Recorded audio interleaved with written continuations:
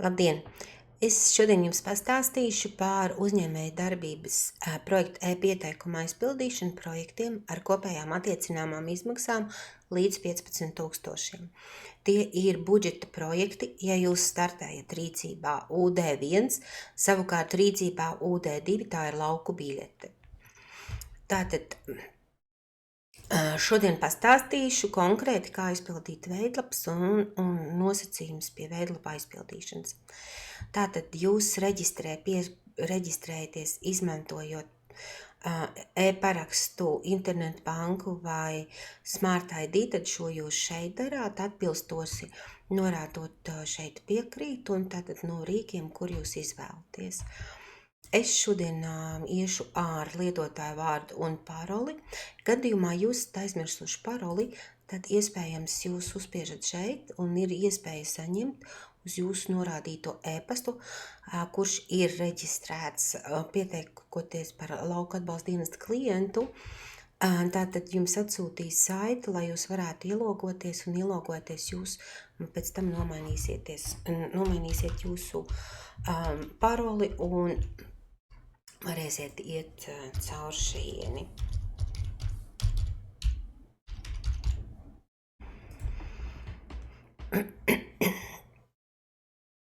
Tātad atverās šeit jūsu e-vide, visiem viņi ir vienāda.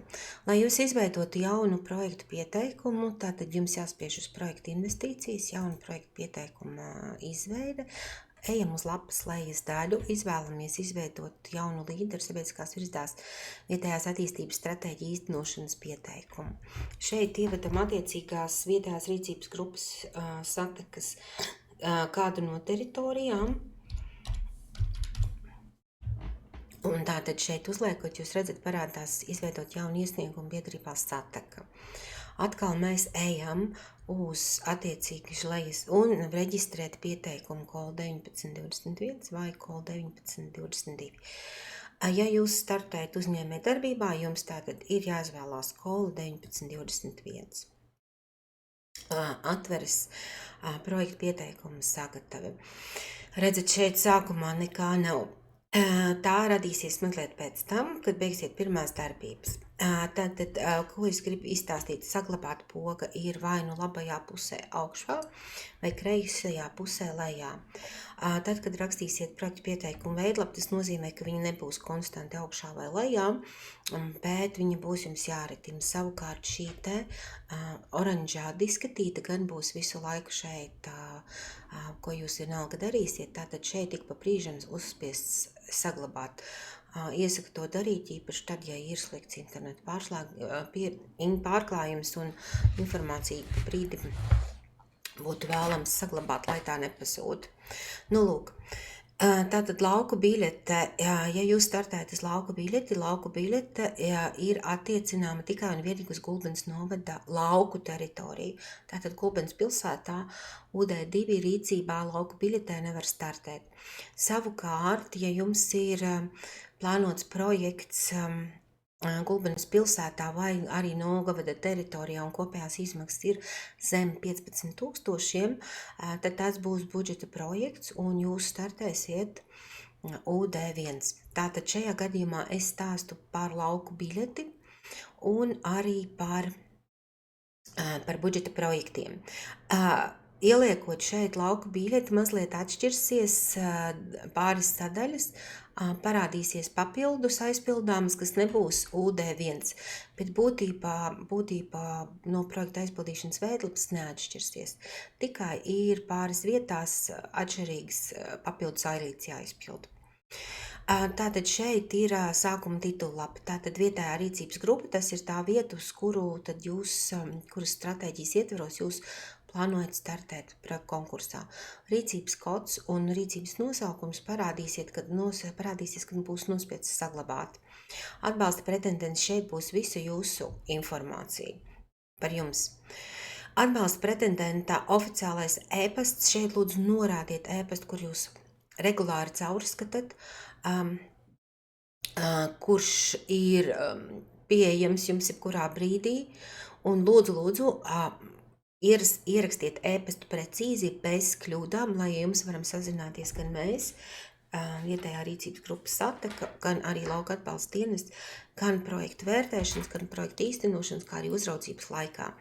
Projektu vadītājs ir tā persona, kas pārzina jūsu projektu vislabāk, kas zinās atbildēt gan par projektā sniegto informāciju, gan par projektu īstenošanu, gan arī būs atbildīgs par sasniedzamiem rādītājiem pēc projekta īstenošanas tā uzraudzības periodā, ja tā kā jāzina tātad šim cilvēkam viss par un jūsu projektu. Kontaktālrunis, tātad tālrunis, kur jūs jebkurā laikā varam sazvanīt, e-pasta adrese. Tā var būt gan tāda pati kā šī te oficiālai saziņai norādītā e-pasta adrese vai arī e-pasta adrese jūsu projektu vadītājiem.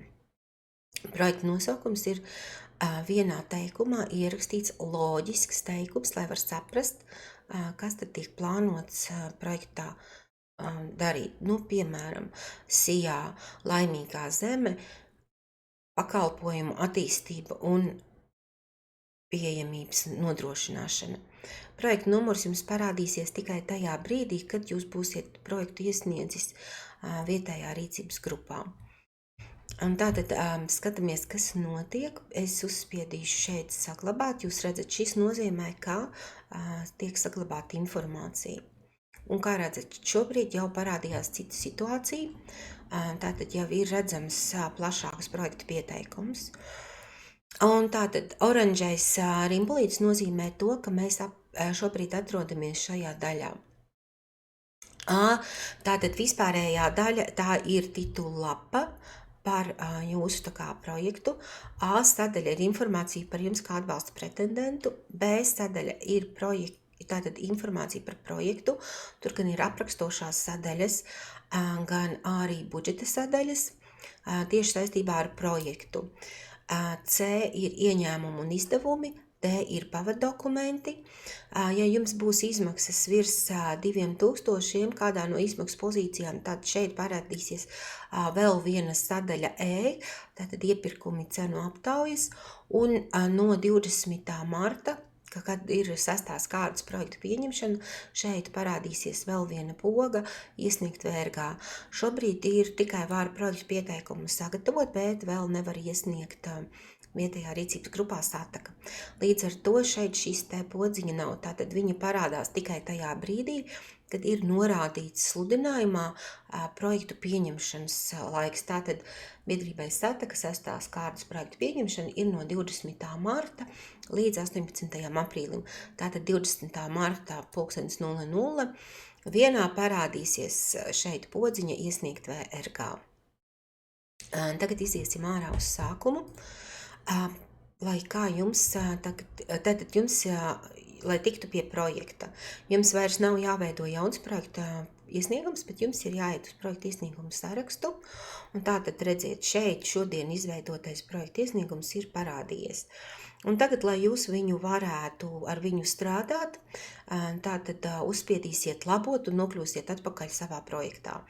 Skatīt poga būs tikai jūs varat apskatīt gan tagad, gan arī tad, kad jums jau būs projekts iesniegts, tātad būs apstiprināts vai sākta uzraudzība, tātad, kad jau projekts ir apstiprināts, ir poga tikai skatīt.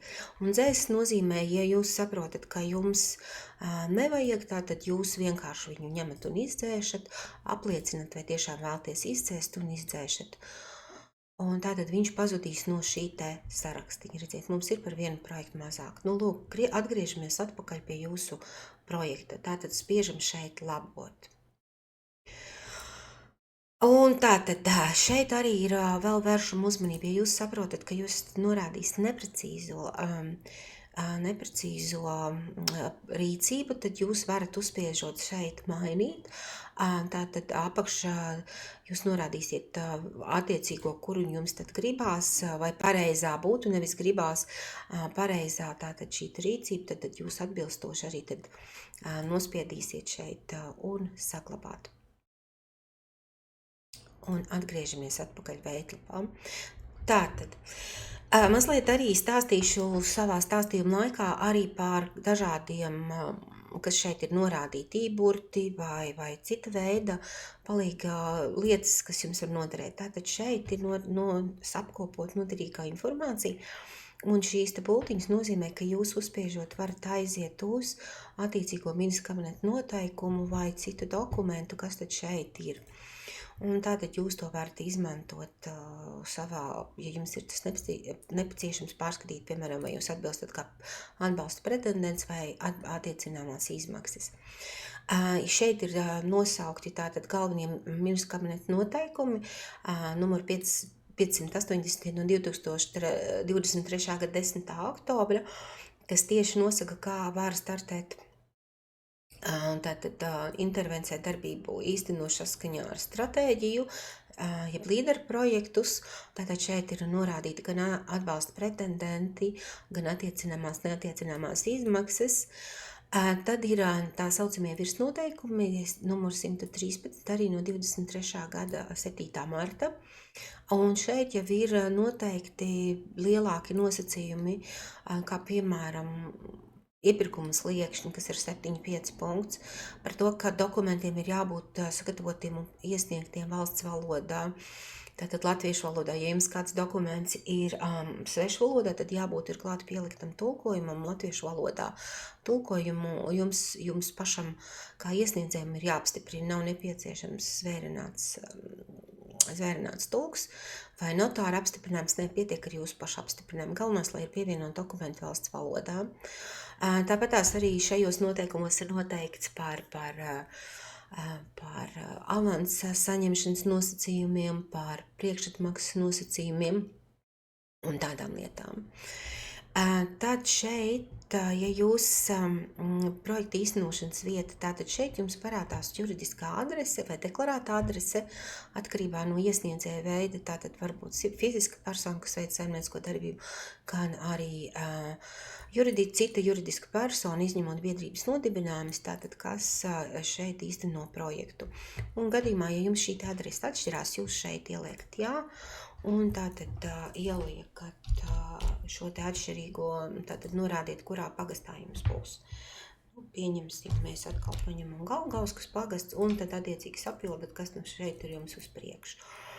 Tātad poga saglabāt. Saglabāt nozīmē tas, kā jūs saglabājat un paliekat tai pašā vietiņā. Pārbaudīt, tas nozīmē, kad uzspiežot pārbaudīt, jums parādīsies šeit augstpusītē parādīsies informācija par kļūdām. Redziet, projekta nosaukums, vadītājs, un tātad ir bijis konkrēti šajā vietā, tātad redziet, viņš parāda, ka nav aizpildīts. Un saglabāt turpināt nozīmē, ka jūs saglabājat to vietu, kur jūs šobrīd esat, un neiet nākošajā sadaļā. Nu, kā redzat, šeit tātad aizgāja uz priekšu. Šobrīd mēs esam A sadaļā. A sadaļai nav apakšsadaļu, kā tas ir B un C sadaļām.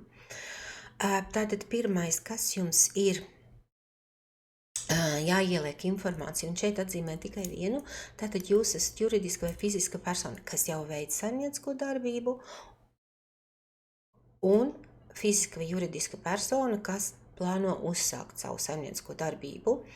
Un tātad lauksaimniecības kooperatīvā sabiedrība, mežsaimniecības kooperatīvā sabiedrība, un arī varbūt kopprojekta gadījumā tātad šeit pašvaldība. Un tātad mēs ieliksim, ar ko atšķirās veidlapā šis te veids vai plāno uzsākt saimniecisko darbību. Tas būs tieši pie C sadaļā.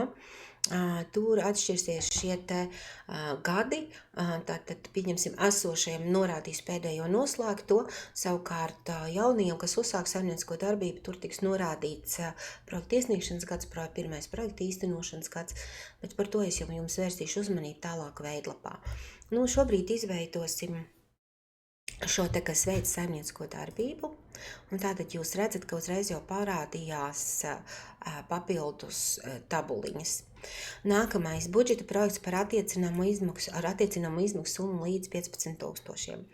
Un šeit jau parādās nākamā lieta, piemēram, i-burtiņš. Jebkurā vietā, kur ir i-burts, ieteikt jums uz viņu uziet, redziet, kā uziet, tad parādās kaut kāda papildus informācija. Un tātad jums būtu svarīgi viņu arī ar viņu iepazīties, kas tur ir rakstīts. Nu, lūk, ja šeit jūs Ja šis jums ir budžeta projekts, tad šeit jūs liekat jā. Ja šeit ir lauku biļete, tad jūs šeit liksiet nē. Un tas ir no tā arī atkarīgs, vai pēc tam parādās dažas ailītes vēlāk sadaļās pie B, gan C sadaļās. Tad nākamā lieta projekta pieteikumu jums jāatbild ir, vai projekta pieteikumu iesniegsiet jūs pats vai jūsu pilnvarotā persona. Ko tas nozīmē? Jūs esat elektroniskā pieteikšanās sistēmā piešķirts papildus lomu kādam no jūsu darbiniekiem vai ārpakalpojumu sniedzējiem, kas jūsu uzdevumā izpilda šo projektu pieteikumu veidlapu. Tādā gadījumā, ja jūs tiešām norādat, veicat šo ārpakalpojumu, vai to dara nevis jūs kā uzņēmuma vadītājs, kas ir reģistrēts ar kā parakstiesībām uzņēmuma reģistrā, vai kā pati saimnieciskās darbības veicējs fiziska persona, bet jums vietā dara to kāds cits, šeit jums jāieliek ir šāds atzīme.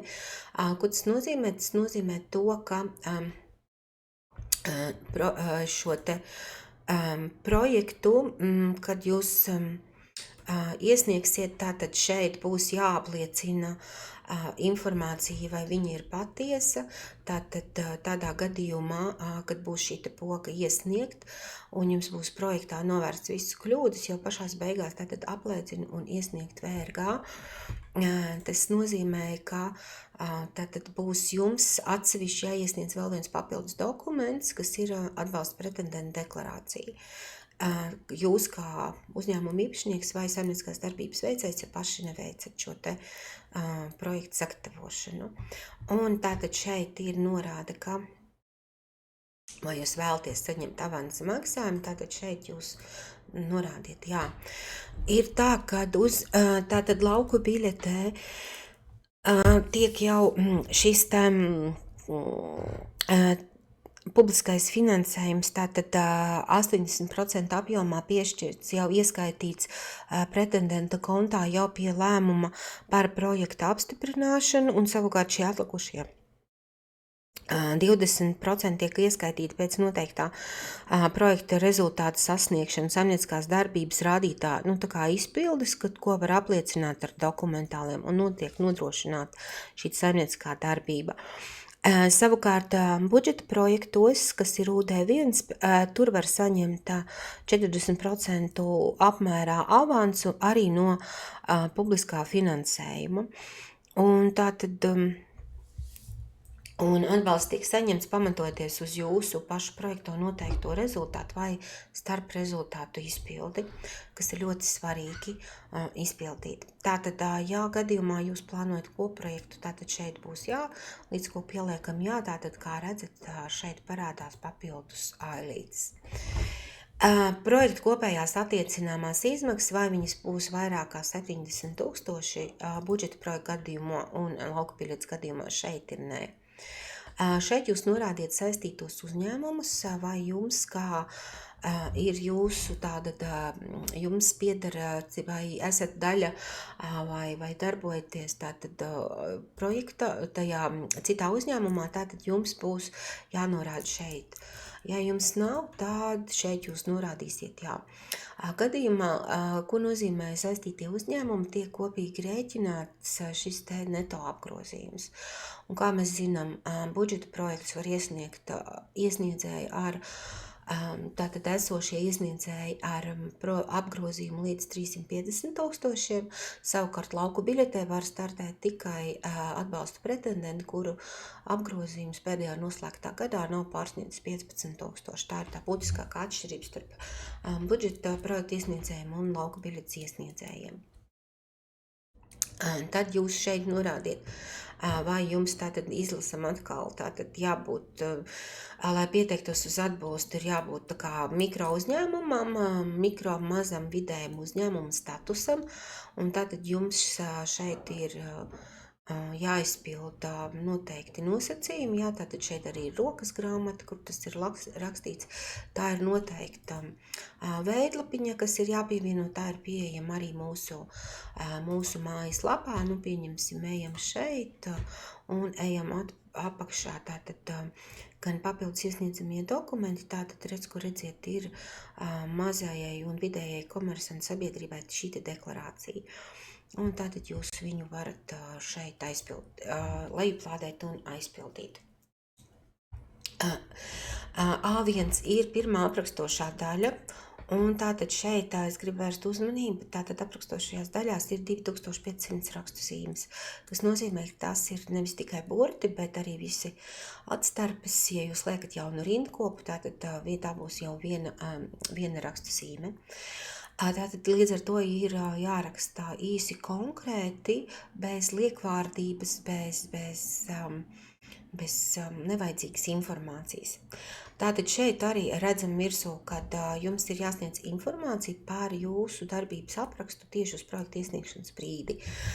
Šeit jūs norādiet informāciju, jūs esoši uzņēmums par jūsu pamatdarbības veidu, par jūsu darbiniekiem, par jūsu pašā pieredzi vai jūsu darbinieka izglītību, darba pieredzi tieši projektu jomā, nozarē, kurā jūs startējat, tātad norādīsiet arī jūsu uzņēmuma mērķus, tātad īstermiņā, kas nav garāk par 1 gadu, ilgtermiņā, kas nav garāk par, tā kā ir garāki vismaz 3 gadiem, pieredze projektu vadībā un cita tāda svarīga informācija. Gadījumā, ja jums tiešām nevarat ietilpt šajās 2000 pasastu rīzēm, protams, jums ir tiesības sniegt papildus informāciju ārpus šī projekta, un tātad mēs esam izveidojuši arī tādu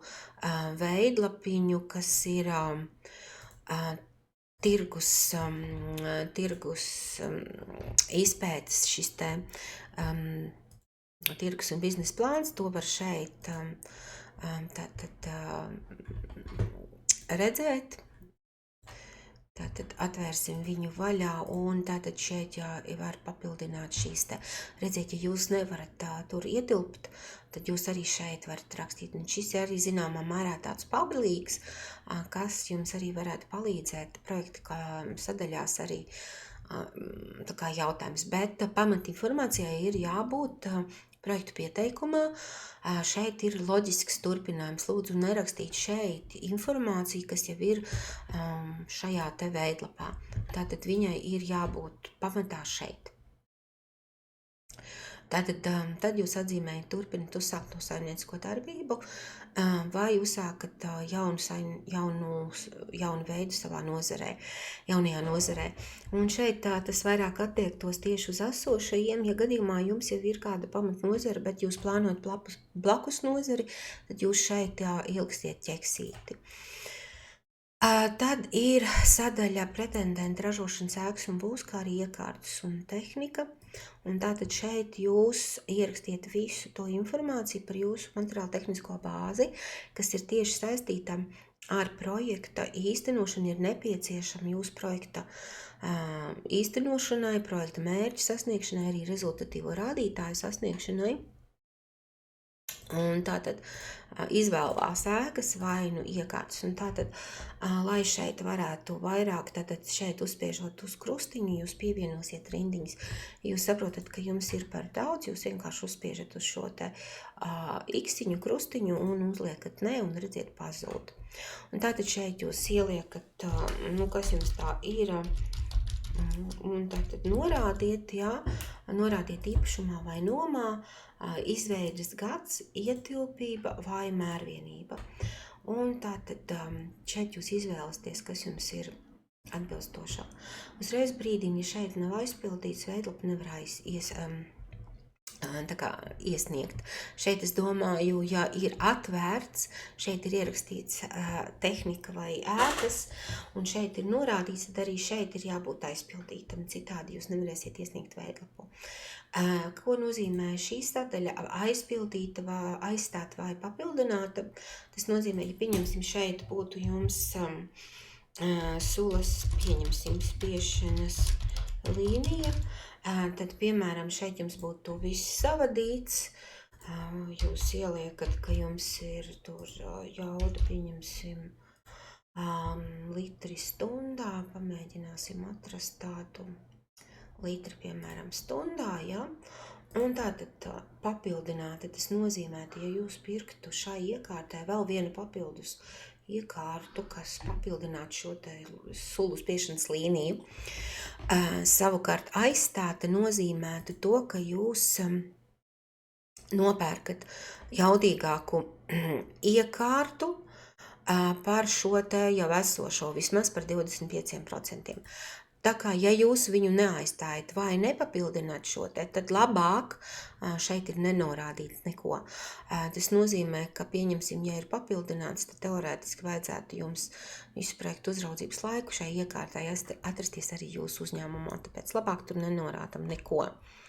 A3 ir tātad sadaļa, kur jūs norādiet, vai jums ir iesniegti projekti citās iestādēs.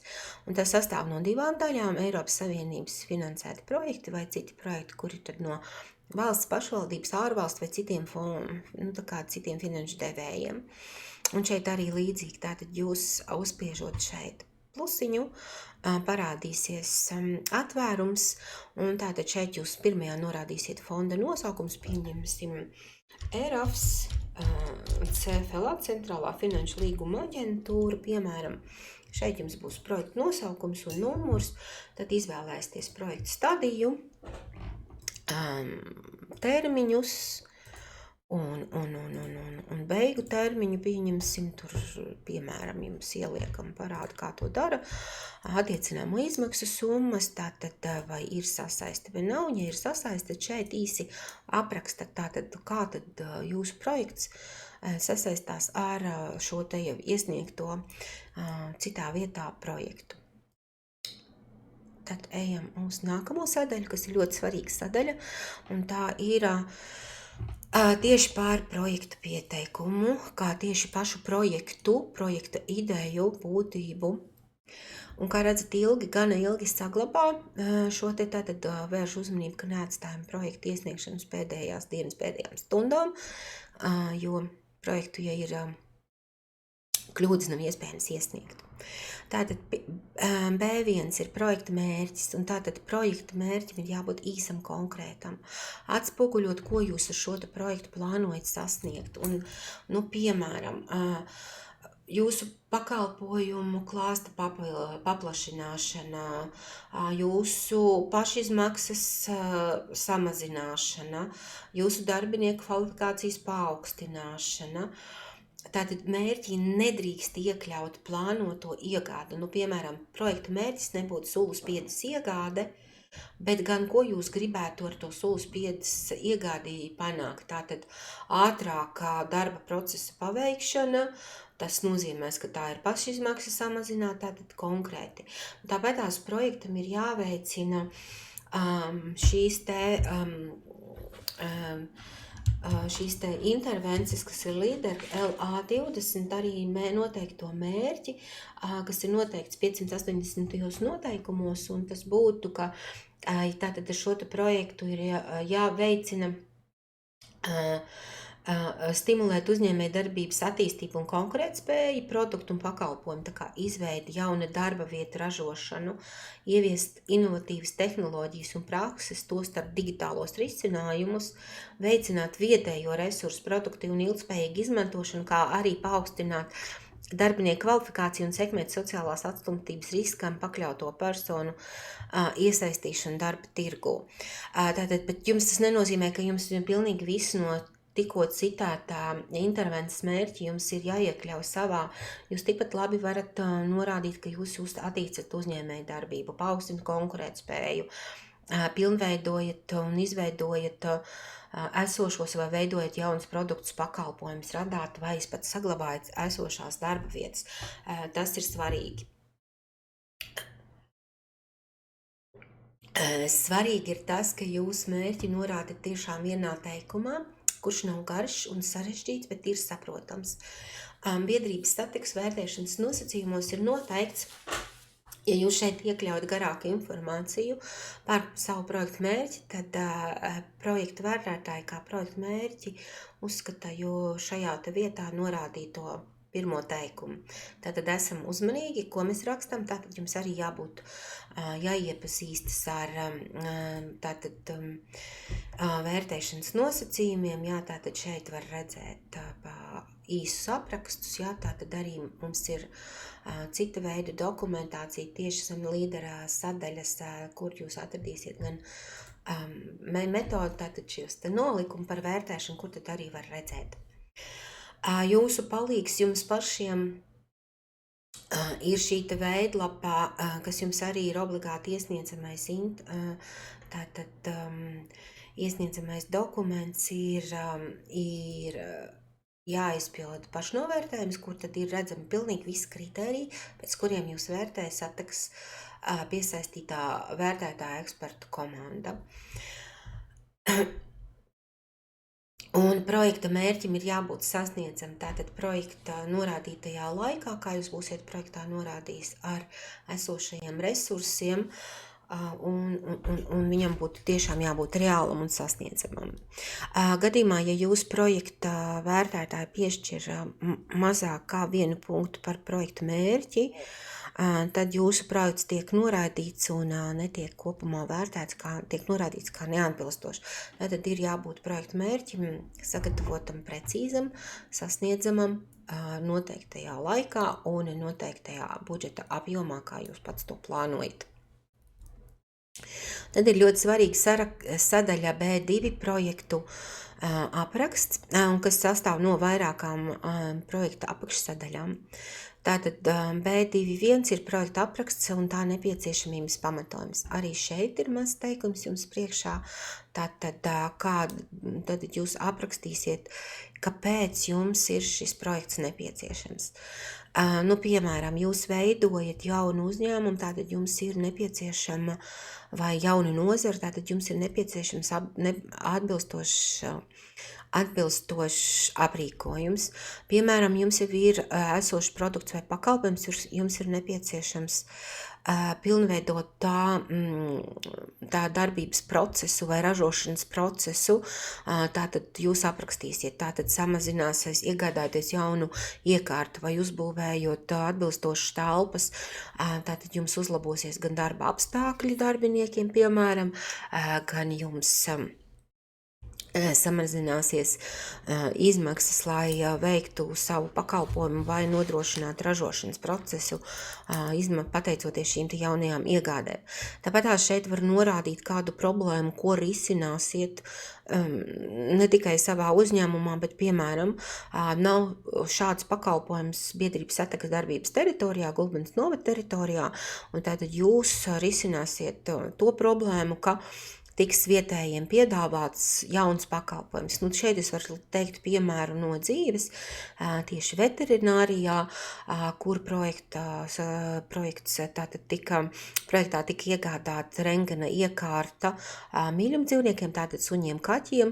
Līdz šim mūsu novada iedzīvotāji brauc vai uz Valmieru vai vēl tālāk savus dzīvniekus, lai nogādātu pie vetārsta, lai varētu veikt rentgenu. Šobrīd tātad iegādājoties šo te aprīkojumu, pakalpojumu var saņemt uz vietas. Tātad šeit jūs norādat arī to, ko jūs varbūt risinat, izveidot jaunu pakalpojumu vai pilnveidot kādu pakalpojumu, kas nav mūsu novada teritorijā. Nākamais. Kādēļ arī svarīgi ir lasīt šos burtiņus? Šeit ir nepieciešams, piemēram, tikai apraksts, bet šeit arī ir, piemēram, norāde, tajā skaitā pievienot skices un iekārtu izvienojuma schēmu. Ja jūs, piemēram, iegādājaties iekārtas, tātad šeit jūs pieliksiet ēkas un telpas schēmu, tātad jums būs kāds, piemēram, ja jums ir no inventarizācijas akta, jūs no inventarizācijas akta šo te atbilstošo telpu iezīmēsiet vai pats uzskicēsiet šo te telpu un tad ieskatēsiet telpā, kur jums tiks izvietot šīs te iekārtas. Un šim ir jābūt pieliktam pie projekta pieteikuma. Tātad šeit jūs norādiet jūsu ražošanas un pakalpojumu sniegšanas tātad šo te norises aprakstu. Un šeit jums nav jāiziet ļoti sīkās detaļās. Šeit jūs vienkārši norādiet informāciju, kā tad jūs nodrošināt savu ražošanas procesu, kā jūs nodrošināt savu pakalpojumu sniegšanu.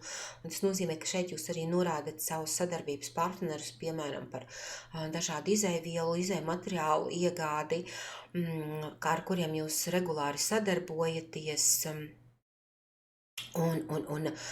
Bet tieši saistībā ar šo jauno projektu, tātad viss tā sadarbība, kā jums notiek, arī varbūt jums jau ir kaut kāda realizācijas kanāli, tad arī to, caur kuriem jūs realizējat, īstenojat, tātad šeit jūs šo aprakstat. Šī sadaļa B23 ir ļoti svarīga, tirgus analīze, tātad konkurentu novērtējums un pakalpojumu viņu tā kā apraksts. Un šeit arī gadījumā, ja jūs nevarat ietilpt šeit veidlapā, tātad jūs jau varat rakstīt šajā te turpinājumu, un šeit jau, kā es iepriekš teicu, tātad jau arī ir jautājumi, uz kuriem, kas palīdzētu jums aizpildīt. Un tātad saku, pamatinformācijai ir jābūt šeit, un ja jums pietrūkst informācijas, jūs viņu rakstat šajā te dokumentā. Un jūs, protams, ja kāda sadaļa jums nav nepieciešama, jūs viņu varat izdzēst, tik sekojot līdz numerācijai. Ja jums ir, jūs redzat, ka jums vajag papildus, jūs, protams, drīkstat papildus pievienot šeit klāt. Veicot tirgus izpēti, ļoti svarīgi ir izpētīt jūsu konkurentus. Arī pavērtēt viņu piedāvāto preču pakalpojumu klāstu, aprakstīt, kādas būs jūsu priekšrocības saistībā pret jūsu konkurentiem, kā jūs strādāsiet ar šīm te mērķu grupām, priekš kurām jūs plānojat šos preces vai pakalpojumus. Un tas arī dos jums tādu iespēju saprast par jūsu produktu pakalpojumu nepieciešamību vietējā tirgu plašākā vai tālākā apkārtnē. Tātad nākamais ir ļoti svarīgi arī sadaļa izvērtēt jūsu riskus un risku novērtējumu. Un šeit jūs tā kā riksiet riskus gan projekta īstenošanas laikā, gan arī tā uzraudzības laikā. Un šeit uzreiz saku, mūsu vērtētāji ļoti rūpīgi skatās, vai jūs esat paņēmuši informāciju no Googles vai palūguši mākslīgam intelektam vienkārši uzrakstīt teoriju par riskiem, bet neesat izvērtējuši jūsu konkrētā projekta riskus. Šeit ir jānorāda vienīgi un tikai jūsu konkrētā projekta riskus. Piemēram, kādi varētu būt konkrētā? Piegāžu aizkavēšanās, cenu pieaugums. Tātad jūs aprakstīsiet, ko jūs darīsiet, lai nebūtu šo te piegāžu aizkavēšanās. Tātad teorētiski jūs varat noslēgt līgumu, jūs varat vienoties ar piegādātāju. Klauru, mums ir šis te, kas būs, kas notiks. Pieņemsim, jums ir būvniecība, tātad būvniecības darbu norise. Tātad ieteiktu līgumā ietvert, tātad arī par šiem termiņu neievērošanas, ielikt nelielas soda sankcijas, lai arī potenciālais darba veicējs vai piegādātājs tomēr ievērotu arī vienošanās par termiņu izpildēm. Pieņemsim, vai jums būs atbilstoši darbinieki. Ja jūs, piemēram, apmācat darbinieku, tātad viens no riskiem, ka darbinieks var aiziet. Un līderu programmā, ja jūs apmācat darbiniekus, tātad viņam ir jāstrādā pēc tam pie jums vēl 18 mēneši. Tātad jums šeit ir jāapraksta, kā jūs strādāsiet savu darbinieku, lai viņš pēc apmācību veikšanas vēl šos vismaz 18 mēnešus pie jums nostrādā. Tad tie ir riski, kas varētu būt, ka jums nav pietiekams finansējums. Finansējums, pieņemsim, piegāžu sadārdzināšanas gadījumā, un citi riski, kas ir konkrēti ar jūsu projektu. Tad nākamā sadaļa B25 jūs norādiet finanšu avotu, tātad šeit jūs norādat to informāciju par jābūt iekļautāji visām izmaksām. Ja, piemēram, jums projekts nav tikai 15,000, bet jums ir arī kādas neatiecināmās izmaksas, un jūsu projekta, pieņemsim, kopējās izmaksas ir 17,000, tad šeit, šajās te ailītēs kopā skaitot, būtu jābūt šeit kopējai projekta izmaksu summai. To varēs redzēt projektā plānots, un pie projekta izmaksām, tas zem B8, tātad tur ir B9 sadaļa, B91, tātad kopējās izmaksas, tur viņš saskaitīs kopā, un tātad tai summai šeit būtu jābūt. Ir kļūda, ja šeit norāda tikai attiecināmo izmaksu summu. Nē, jābūt ir visām izmaksām, kas ir saistīts ar jūsu projektu, gan attiecināmajām, gan neattiecināmām. Kredīts, tas nozīmē, ka tā jūs ņemsiet kredītu kādā no kredīta iestādēm, tajā skaitā arī Altum, pašu līdzekļu, un šeit ir norāda, ka jums, ja jūs šeit norādiet pašu līdzekļu, jums ir jāpievieno jūsu bankas konta izdruka, kas apliecina jūsu līdzekļu pieejamību bankas kontā. Līzings, tātad šeit jūs arī varat norādīt, ka tiks ņemts līzings, bet šeit ir viens, tas jums ir tā kā, šeit jūs norādīsiet, ja, tā kā ko es gribu jums norādīt, ka uzraudzība sākas tikai tajā gadījumā, kad ir samaksāts pēdējais līzings un šī iekārta nonāk jūsu īpašumā. Darījuma konts tas ir trīspusējs līgums starp jums kā pircēju, pārdevēju un kredīti iestādi norēķinu veikšanai par projekta plānotām iegādēm. Un šeit ir jānorāda tikai tā daļa, kuru jūs ieskaitīsiet kredīti iestādē, speciāli tā kā šim tā kā atvērtajam darījumam. Un lauka atbalsts dienests neskaitīs tā kā uz jūsu kontu, bet uz šo darījumu kontu, tātad ieskaitīs šo finansējumu un tad jau tālāk norēķināsies kredīti iestāde. Tātad šāds, bet šo izmanto gan reti, bet arī to var ieteikt darīt cits, un tas ir tātad, ja nav kāds no šiem iepriekš minētajiem. Un šeit es gribu norādīt to, ka ja lauka atbalsta dienas pie vērtēšanas var arī jums palūgt iesniegt šī cita finanšu avota finansējuma pieejamību, lai varētu pārliecināts, ka šim citam finanšu avotam ir nepieciešamais daudzums, kā arī šie finanšu līdzekļi ir godīgā ceļā iegūti. Un tātad šim ir šeit jābūt. Ja kādā no jums šeit nav nekas ierakstīts, tad šeit liekam nulīts, jo citādi projekta pieteikuma veidlapā vienkārši jūs nevarēsiet iesniegt, norādīs jums kā kļūdu. Un tad apraksts pār finansējumu, šeit jūs norādīsiet tātad pieejamos finansējuma līdzekļus, lai nodrošinātu projektu īstenošanu un nepārtraukt saimniecisko darbību, jo ļoti svarīgi, ka, lai jums ir pietiekami finanšu līdzekļi ne tikai projekta īstenošanai, bet šeit jūs apliecināt, ka jūs arī varat turpināt savu saimniecisko darbību, nepārtraucot to. Ja jūs plānojat izmantot kredītu, nosrādīsiet arī kredītu, tad pieņemsim, tā būs, piemēram, SEB banka vai cita banka. Ja jūs piesaistiet Altum finansējumu, tad norādiet, kurā no Altum programmām jūs startēsiet, arī finansējumu apmēru. Ja jūs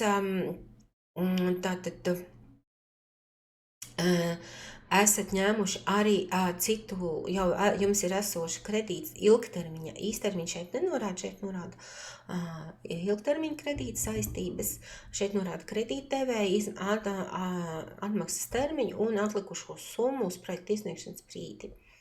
Nākamās divas sadaļas ir tātad arī svarīgas sadaļas. Šeit tātad B27 papildus informācija par, kas sniedzam saskaņā ar stratēģiju un mūsu sludinājumā noteikto. Tad jums arī ir jāiepazīstas ar sludinājumu, kas ir pieejams Sateks mājaslapā. Tātad pilns sludinājums ir atrodams šeit, uzklikšķinot virsū, jūs viņu atradīsiet tur. Ko tad šeit norāda? Šeit jums ir jānorāda jūsu projekta sasaiste ar teritorijas vajadzībām, kas ir norādīti projekta tātad stratēģijas 1.4 sadaļā, kas tātad šeit arī stratēģija ir atrodama, un šeit jūs arī varat atradīsiet 1.4 sadaļu saīsināto formu, kur tātad jūs norādīsiet tieši par konkrēto teritoriju, tātad kāds jūsu projekti ir sasaistīts tieši ar stratēģiju, ar jūsu pagasta vai pilsētas vajadzībām, kas ir norādīts arī mūsu biedrības izstrādātajā stratēģijā. Šīs te visas vajadzības tika apkopotas projekta izstādes laikā, veicot gan aptaujas, gan fokus grupās sniegto informāciju, gan arī apkaimju ideju darbnīcās runāto un pārunāto par nepieciešamībām. Nu, kā viens no piemēriem ir tātad jau vairākus gadus pēc kārtas braucot uz Lejasciemu pagasts, iedzīvotāji norādīja, ka Lejasciemu pagastā nav pieejama ēdināšanas pakalpojumi. Un pagājušajā gadā tātad viens no lejasciemiešiem tātad iesniedza projektu un izveidoja uzņēmumu, kurš atjaunoja telpas, iegādājās pamatlīdzekļus un ir atvēris tātad ēdināšanas iestādi Lejasciemā. Un tātad ir izpildījis vienu no tām teritorijas vajadzībām, kas ir tikusi norādīta nevienu reizi, vairākus gadus pēc kārtas. Tātad jūs paskatīsieties stratēģiju un arī šeit aprakstīsiet. Nākamā sadaļa ir apraksts par to, kādu dos jūsu projekts kopējo ieguldījumu vietējās rīcības grupas teritorijā, īpaši lauku teritorijā. Ja šeit jūs nenorādīsiet pilnīgi nekādu informāciju, pēc būtības jūsu projekts var tikt noraidīts, jo 580. noteikumu 9. punkts nosaka, tātad finansējumu var saņemt, ja tiek nodrošināts šādu prasību izpilde.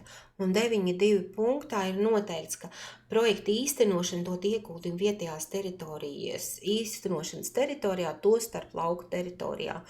Un kāds tad ir šajā aprakstā jūs ieliksiet? Nu, piemēram, jūs esat izveidojuši jaunu uzņēmumu, tātad radīts ir jauns uzņēmums, vai spēcinājuši esošo uzņēmumu, tātad pilnveidojuši tā ražošanas vai pakalpojumu sniegšanas nodrošināšanas procesu.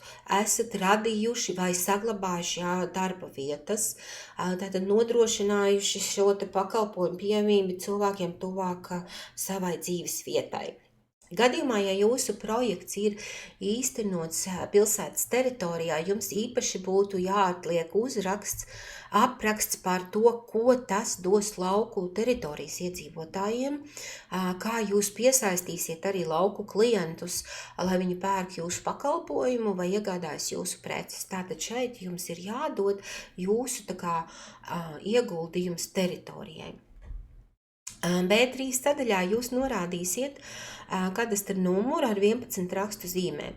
Gadījumā, ja jūs tātad pārvietojamo tehniku un citu pamatlīdzekļus, tad šeit jūs norādīsiet šo te, ja jums būs plānota būvniecība pārbūve vai uzstādīt stacionārās iekārtas, tad zemes gabals, uz kura tas notiks.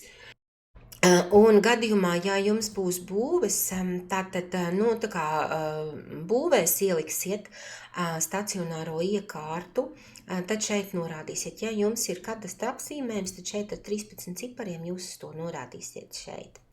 Lauku biļetes gadījumā jums jānoliek šeit ir ķeksītis, un jūs norādīsiet lauku teritoriju. Lauku teritoriju ielikšu arī savu pagastu, kā piemēru, un tātad šeit ir norādīts, kurā pagastā tas būs.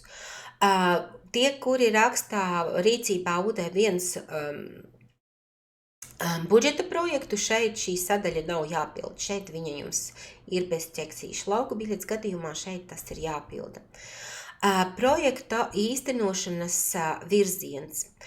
Tātad projekta īstenošanas virziens nozīmē darbības virziens. Šeit jums jānorāda jūsu korektais projekta jomas, ar kuru projektu nozari, ko jūs plānojat attīstīt. Un šeit nedrīkst sākties neviena projekta ar 01, jo tā ir primārā lauksaimnieciskā ražošana. Jums jābūt ar citiem saistītajiem. Un šeit jums ir jāskatās jums atbilstošā, un ar šo te Ir vairāki, kur sākas ar citur nekvalificēta un tad tālāk cita veida informācijas.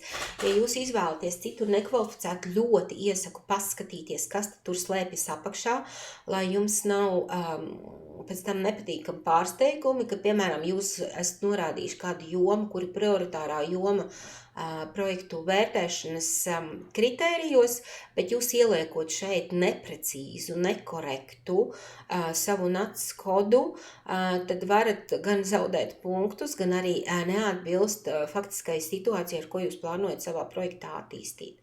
Tādēļ šeit lūdzu pārliecināties, vai tiešām jūsu izvēlētā joma tātad atbilst tam NACS kodam.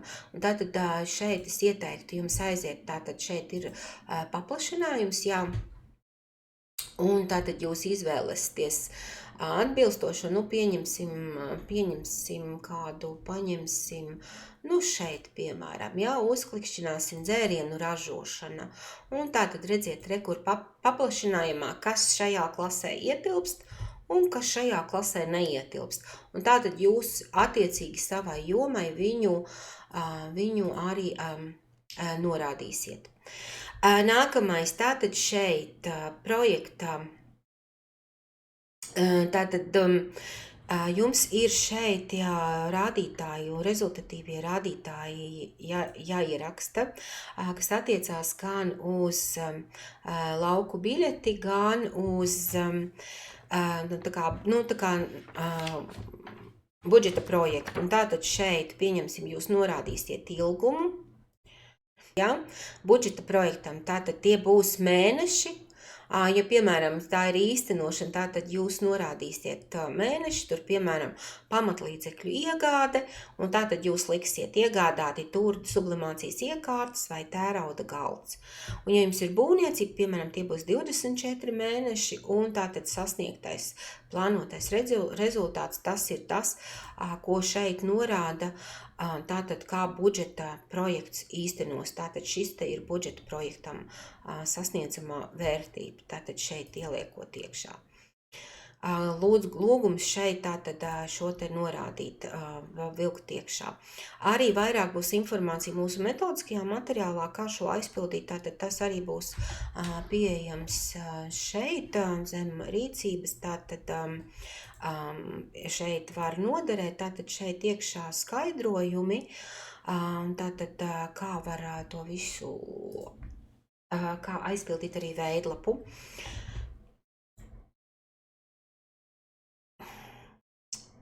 Tātad, kā redzam, ļoti lēni saglabājas, līdz ar to vēlreiz atgādinu, neatstājums pēdējo brīdi.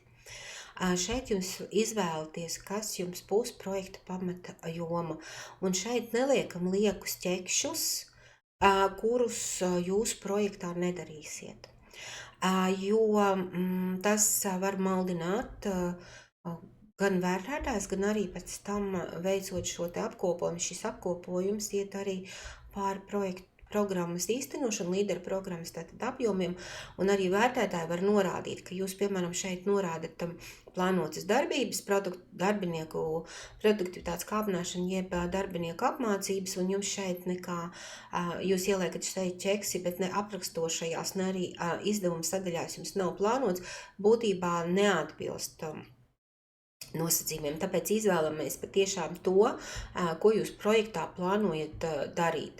Tātad jaunu pakalpojumu produktu radīšanu, tātad to realizēšanu, kā arī darba apstākļu radīšana. Ko nozīmē kvalitatīva darba apstākļu radīšana? Tas nozīmē, ka jūs nodrošināt šo te pakalpojumu sniegšanas telpu atjaunošanu, savu darbinieku darba apstākļu uzlabošanai. Pie šo telpu atjaunošanu ir nosacījumi papildus, ko es skaidroju arī projektu pieteikumu šīs te veidlapas nosacījumam, kas ir vēl viens atsevišķs video, par nosacījumiem, par iesējām, par maksimālajām summām.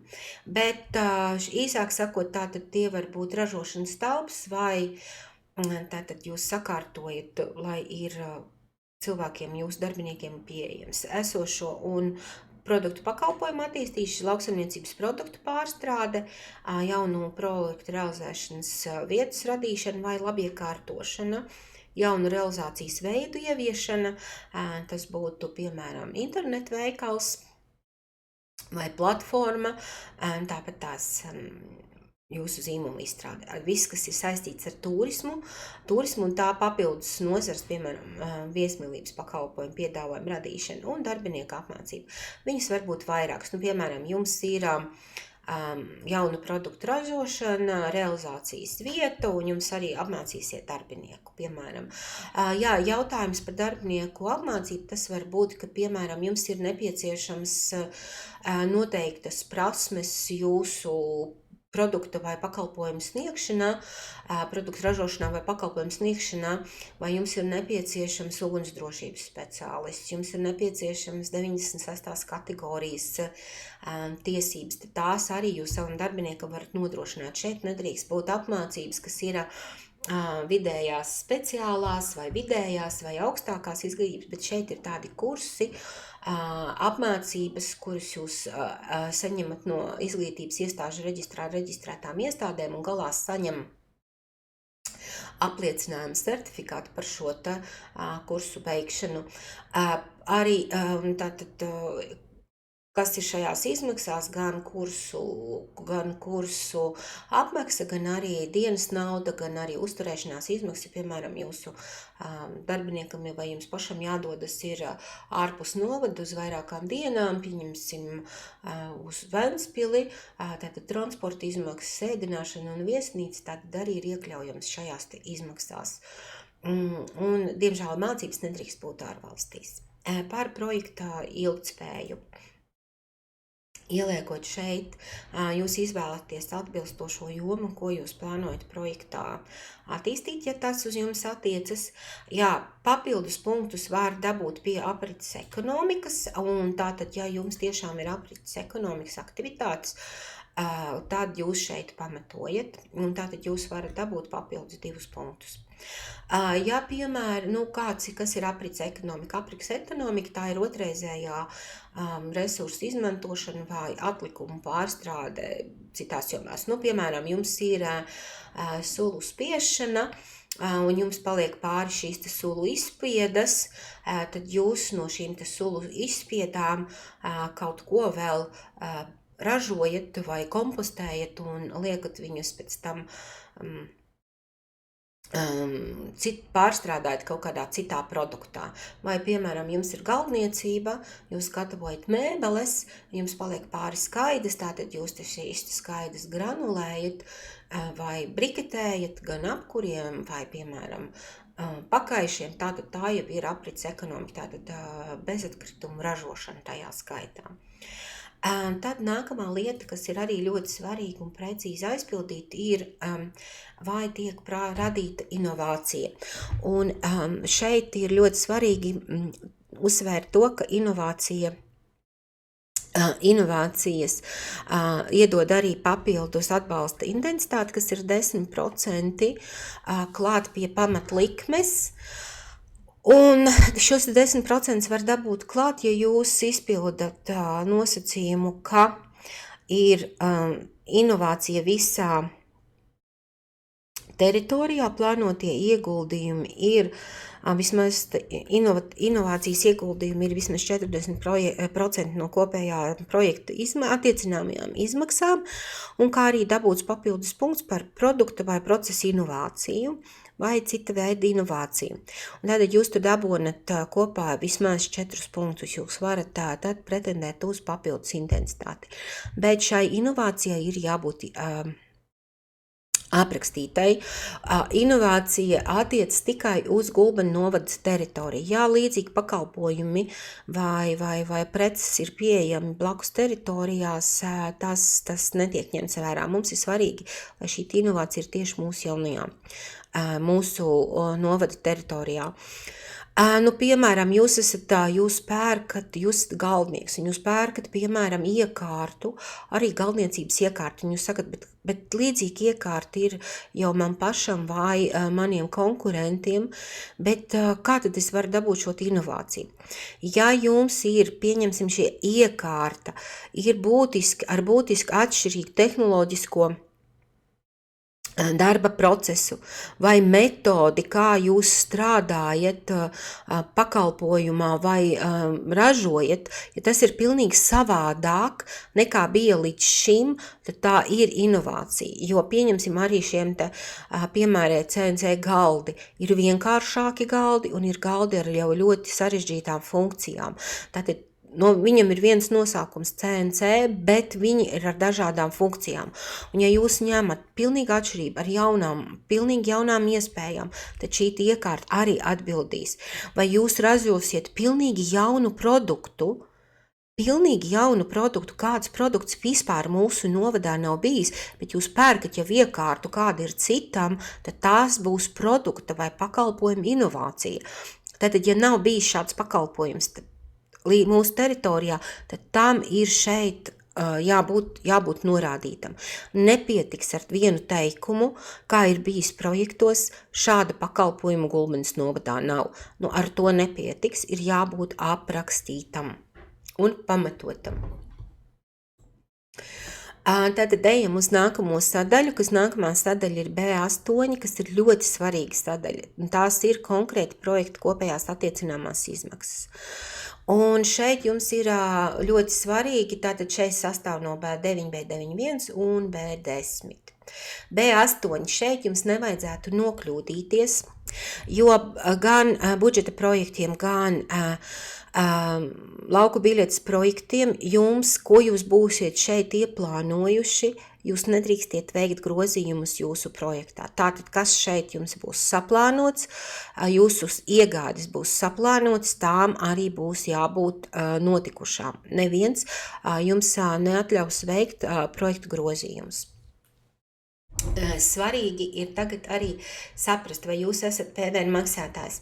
Ja jūs neesat PVN maksātājs, jums PVN ir attiecināms, šeit jūs liekat jā. Ja jūs esat PVN maksātājs un jūs varat PVN atgūt, tad jūs šeit norādiet nē. Tātad šeit ir jauna pamatlīdzekļu un nodrošinājuma iegāde no kataloga un jauna pamatlīdzekļu un nodrošinājuma iegāde un uzstādīšana. Tātad šeit no kataloga var izvēlēties tikai lauksaimniecības produkcijas pārstrādei līdera gadījumā vai arī iekārtas, kas ir paredzētas lauksaimniecības produktu pārstrādei. Šajā katalogā un iekārtu katalogā ir redzams arī lauksaimniecības dažādas iekārtas, tātad primārās ražošanas tās līderī netiek attiecinātas. Tādā gadījumā jums ir šeit tikai jāliek. Ko es gribu teikt par lauku biļete? Arī šeit norāda, lauku biļete ir vienīgā rīcība, kurā var arī iegādāties lietotas pamatlīdzekļus līdz 5 gadu vecumam un jānodrošina to, ka var pierādīt, ka tas pamatlīdzeklis ir līdz 5 gadi vecs, tātad arī šeit norāda. Jā, arī šeit norāda. Un arī lauku biļetes gadījumā var iegādāties mazvērtīgo inventāru, tad to norāda šeit. Bet tas ir attiecināms tikai lauku biļetes gadījumā. Budžeta projektiem nav atļauta lietotu pamatlīdzekļu vai mazvērtīgā inventāra iegāde. Tāds ir nosacījums. Tātad šeit ieliek visu, kas ir saistīts ar pamatlīdzekļiem programmu nodrošinājumu. Būvdarbi trešajā ir būvdarbi, kuriem tātad ir vai nu paskaidrojuma raksts vai pēc grozījumiem būvu normatīvos arī nav nepieciešama būvu dokumentācija. Ja ir būvdarbi ar būvprojektu, tad to norādā šeit. Ja jūs veicat darbinieku apmācību, tātad norādam šeit darbinieku apmācības, sabiedrisko attiecību izmaksas. Tas nozīmē, tas ir jūsu, piemēram, reklāmas, stendi, dalības šajos gada tirgos, kas ir, kur jūs savu preci un produktu popularizējat. Tātad reklāmas baneri. Tad, ja ir nepieciešami licences, patenti, preču zīmes vai autortiesības izmaksas, tad tās arī, bet atceramies tiem, ka šīm te minētajām lietām ir terminēti, un jums ir jābūt visu projektu īstenošanu un saimnieciskās darbības vismaz 3 gadus, jums vajadzētu būt derīgajiem šam te licencei. Sagatavošanas izmaksas tās ir izmaksas, kuras gan vispārējās izmaksas piemēros pamatojoties uz šo te vienoto likmu aprēķinu metodiku, kas ir Zemkopības ministrijas izstrādāta un apstiprināta, un šiem ir noteikti procenti, kā arī par šīm te divām izmaksu pozīcijām nav jāveic cenu salīdzināšana, kas ir jādara augstāk minētajās. Tātad sagatavošanas izmaksas ir 1,8% no šīm te augšējām izmaksām, un tā ir viena konstanta summa, kas ietver šajā te projektā. Jūs varat arī viņas neizvēlēties. Vispārējās izmaksas attiecas tikai uz šo te sadaļu. Tikai uz šo sadaļu, ja ir šī sadaļa, tad var būt arī vispārējās izmaksas. Ar ko atšķirās? Sagatavošanas izmaksas ir tas, ka jums ņemt ārpakalpojumu, projekta sagatavošanā, jurista pakalpojumi, cita veida eksperta pakalpojumi, lai jūs varētu sagatavot savu projektu pieteikumu. Vispārējās izmaksas ir saistītas ar būvniecības lietām, kā piemēram būvprojekta izstrādē, autora uzraudzība, būvu uzraudzība, šī inventarizācijas lietas sakārtošanas, visas zemes grāmatā ierakstīšanas, tātad līguma izmaksas. Ja? Tad šeit, piemēram, sulu spiedi. Ja? Mēs ieliksim, ka mēs pērkam sulu spiedi, vienu komplektu, bet jūs izvēlaties atbilstošo. Mums, piemēram, 12,100 ar PVN, 10,000 ir bez PVN. Un šeit ir jāpievērš uzmanību divām vietām, kas mainīsies šeit, kad es ievedīšu summu, un tiem, kuri ir PVN maksātāji un PVN nemaksātāji. Tagad es rādīšu PVN nemaksātājiem, un tātad, redziet, tur ir jānorāda attiecināmās izmaksas. Ja jūs esat PVN maksātāji, tās būs izmaksas bez PVN. Tātad tie būs 10,000. Redziet, šī izmaiņa parādījās, kad ir jāveic iepirku. Ir jānorāda nevis iepirku, jānorāda informācija par cenu aptauju. Tie, kuri nav PVN maksātāji un nevar atgūt PVN, šeit norāda summu ar PVN. Tā ir būtiska atšķirība. Šeit jūs ieliekat, pieņemsim, jums būs 27. gadā, 31. martā. Tātad būvniecības dokumentiem ir 2 gadi projekta īstenošana, pārējiem ir līdz 1 gadam. Arī būvniecības gadījumā jūs varat izvēlēties īsāku laiku, bet maksimums ir 2 gadi no projekta apstiprināšanas brīža lauka atbalsta dienestā. Būtībā to var rēķināt līdz projekta īstenošanu līdz nākošā gada jūnijam, jūlijam, ja nav būvniecība. Ja ir būvniecība, tad tas varētu būt līdz 28. gada jūnijam, jūlijam, jo apmēram tā varētu būt izvērtēti projekti. Un tātad šeit liekam izmaksas, un šeit jūs redzēsiet, kā mainās arī cipari. Piemēram, ielieku es šeit 2100, tur pazuda, bet es, piemēram, speciāli ielikšu 50 vairāk, viņš man saka, ka man ir 50 eiro par daudz. Atbalsta intensitāte. Tātad atbalsta intensitāte ir jums jāskatās, kurā rīcībā jūs startējat. Ja rīcība UD1, tad tur ir vēl tā kā papildus nosacījumi daži, un UD2, tātad pieņemsim, ir jāskatās jūsu veidlapiņa tā kā atbilstošai rīcībai, kā ir. Piemēram, es šeit parādīšu UD2, tātad paaugstinātās intensitātes kritērija piemērošana, un tātad jūs pats šeit varat apskatīt tātad šos te, tā kā, kritērijs, kas nāk papildus klāt. Tātad inovācija, produkta tātad ražošanas attīstība un par lauku teritoriju. Tātad šie jau ir arī UD1. Tad nāk īpašie nosacījumi, tātad, kas ir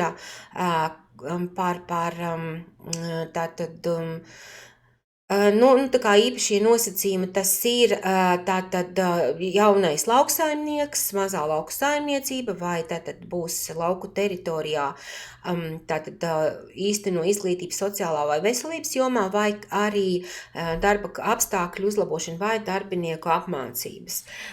Kas atšķirās? Tātad, ir tātad redzam, ka jūs izvēlaties atbilstošo pareizo šo te rēķinat.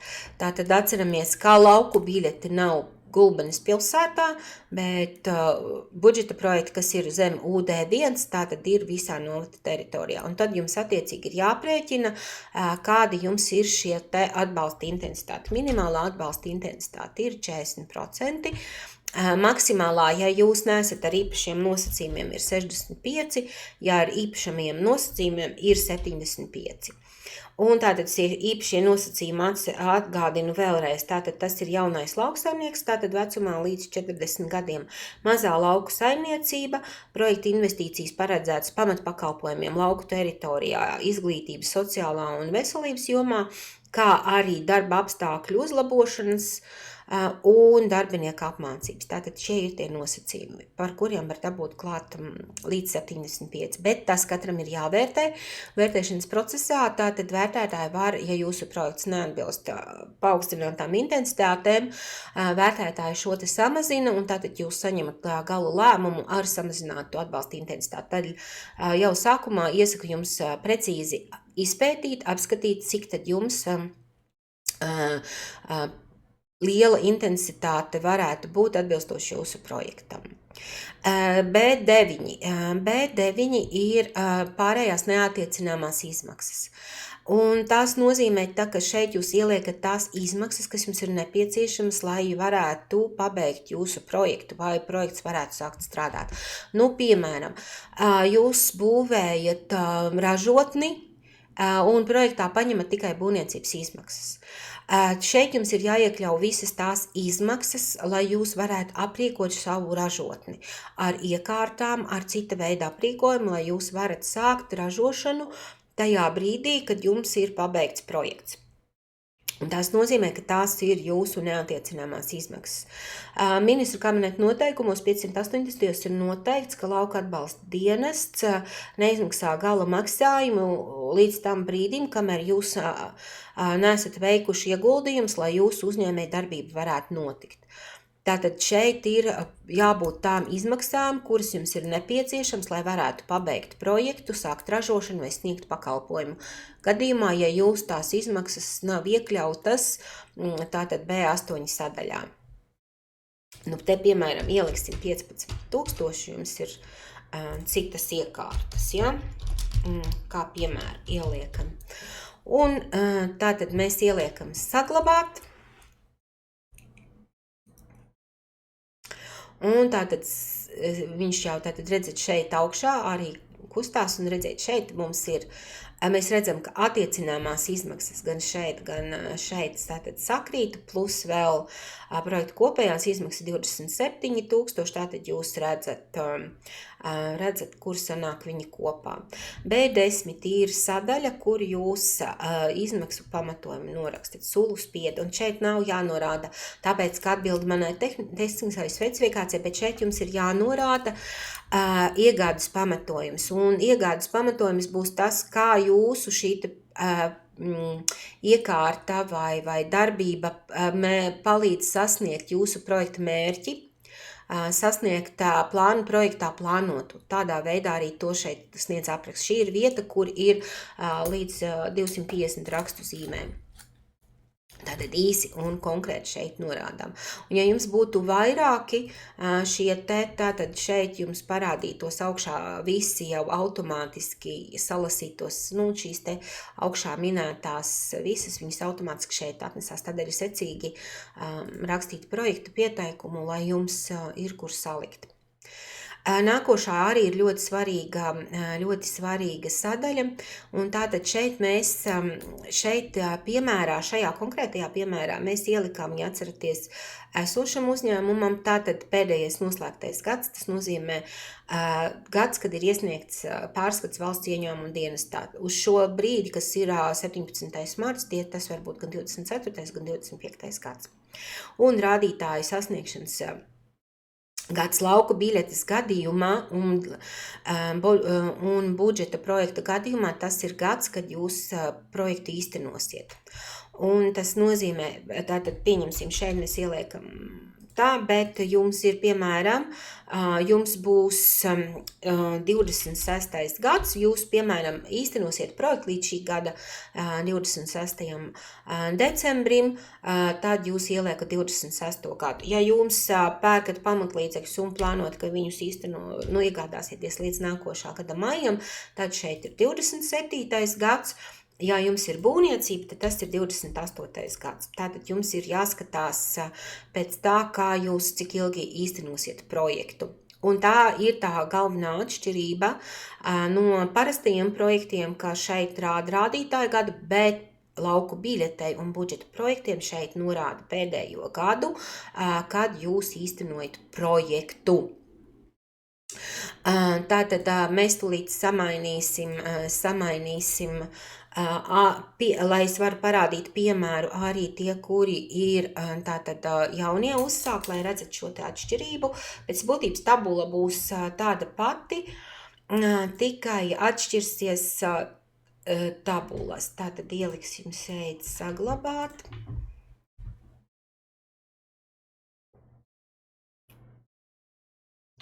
Jā, redzam, cik ilgi griež. Bet to mēs esam ievērojuši, ka pēdējā laikā viņš ir gana lēns palicis apps, jo es domāju, viņā ļoti daudz, kas viss notiek, un tāpēc tas tā ir. Lūk, tagad mēs atgriežamies pie C sadaļas, un redzat, mazā atšķirība, šis ir jaunajiem. Projekta iesniegšanas gads ir 26. gads. Pirmais projekta īstenošanas gads būs šogad, jo projekts jums apstiprinās līdz šī gada beigām, līdz šī gada jūnijam, jūlijam. Tātad no 19. aprīļa līdz 18. maijam projekts vērtēs biedrībā Sateka, no 19. maija līdz 3 mēnešiem, tātad tas būs jūnijas, jūlijas, augusts, tātad vērtēs lauka atbalsta dienas. Līdz ar to pirmais projekta īstenošanas gads būs 26. gads. Uzreiz vēršu uzmanību, ka augustu neplānojam, jo pēc mūsu daudzgadīgās pieredzes zinām, ka ļoti retos gadījumos lauka atbalsta dienas vērtē 3 mēnešus. Un tāda pēdējais pieņem, un šeit ir ļoti kurioza situācija. Šobrīd veidojas, ja jūs projektu, piemēram, arī īstenošiet līdz šī gada beigām, tātad jums parādīsiet šeit visi 3 gadi. Ja jums ir sasniegšana 27. tad būs 27. gads, un ja jums būs garais, tātad būvniecība 2 gadi, tātad šeit būs 28. gads. Un tātad jums ir šeit, redzat, jums ir īpaši būs kurjos tajā gadījumā, ka šeit būs 26, tātad šeit jums sanāks, ka 1, 2, 3 vietās vienādi jāpilda veidlapa. Un tātad, ja šeit veidlapu sāktu pildīt un esošie uzņēmumi, šeit nebūtu projekta iesniegšanas gads, bet gan pēdējais noslēgtais gads, un jūs savadītu datus iekšā no jūsu peļņas zaudējuma aprēķina. Savukārt, jaunajiem šeit ir tātad tiek plānot ieņēmumi, un izdevumi tātad pēc jūsu, kad jūs sākat, piemēram, ja jums šogad nav nekādi ieņēmumi, jūs zinat, ka jūs tikai gada beigās iegādāsieties iekārtu, tad jums visur šeit ir jābūt nulītēm. Tātad jāsakārto šo te tabulu. Un šī tabula, lai arī cik jocīgi būtu, jums tāpat tās būs, ja šeit paliek šis te rādītāju gads, jums ir jāizpilda tur lejāk tabuliņu. Es ielikšu, lai šeit ir tabuliņa. Nu, tas ir tā izveidot sistēmas, atvainojos, to neveidojam mēs, bet tāda viņa ir izveidota.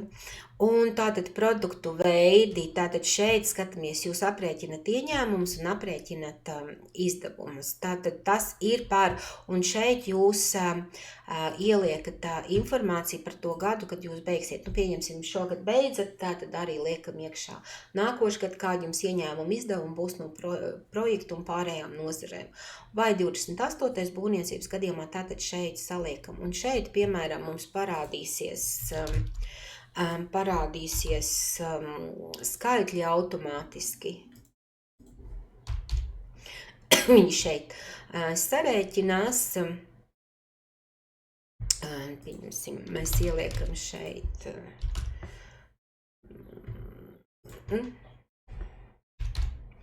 Nu, un tagad viņš uzliekam saglabājiet, un jūs redzēsiet, parādīsies skaitļi.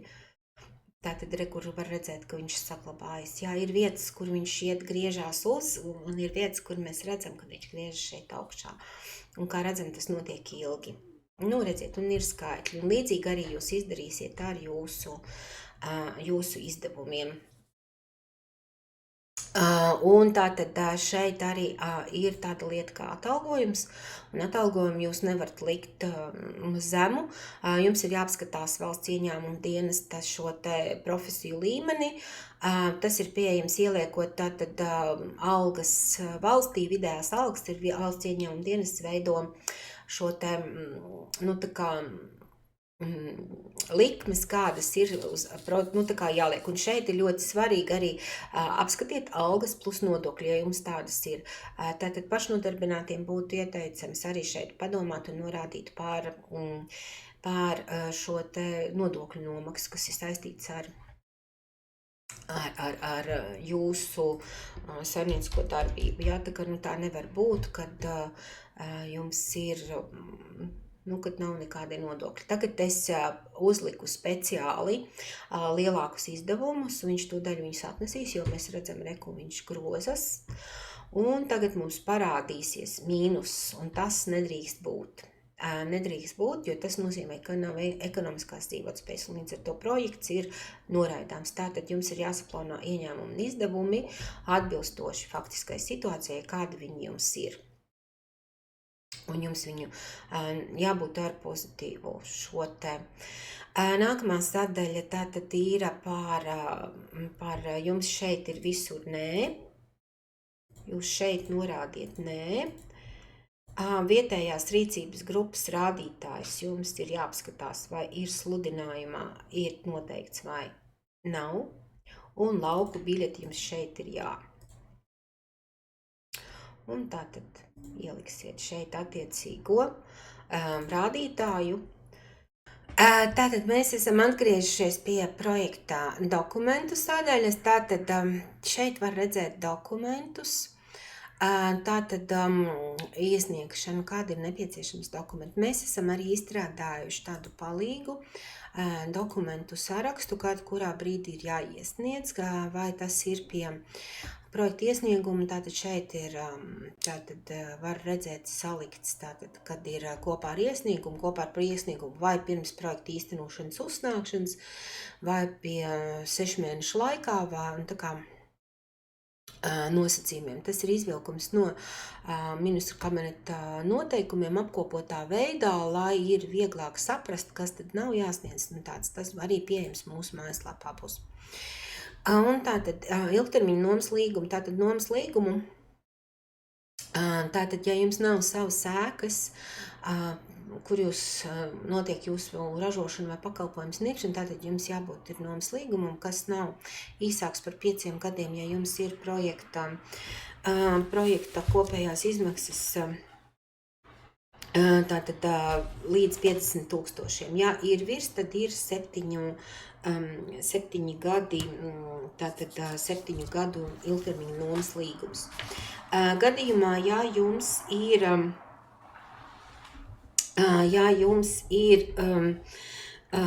tātad būvniecība, tad jums arī ir jābūt nomas